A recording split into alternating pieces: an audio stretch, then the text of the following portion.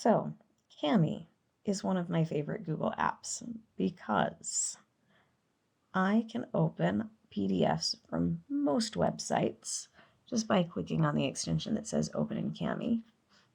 And it takes me to this wonderful markup tool. On this markup tool, I can have my students do things that they cannot do on paper.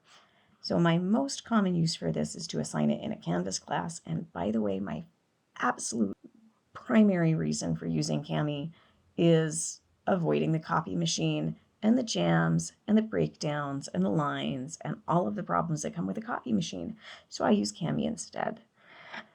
Once I have my document in Cami, I often run text recognition so that it is easier to use the highlighter to highlight individual words or phrases. You could also freehand highlight or use the box highlighter. Those work very well when I'm not running text recognition or when it's not so great. On Cami, I have a read aloud option for my students who struggle with reading. There's a dictionary for if they don't know what one of those words means. And all they have to do is click on the word and it will bring up the definition. There are comments, so I can put comments on the document in the form of text or voice, video, and even screen capture of my Cami page. I encourage my students often to use the text box. Some of them try to use their mouse to write their answers in, but the text is easier to read. And with the Pro version, you can also add mathematical expressions that my students often need.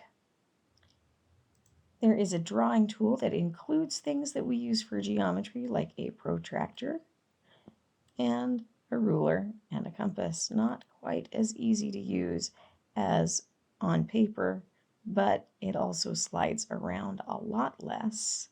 So in some ways easier, some ways harder. And of course, my students always have a ton of fun messing around with things that they really shouldn't be using right now. But I encourage them to use these when we are doing geometry.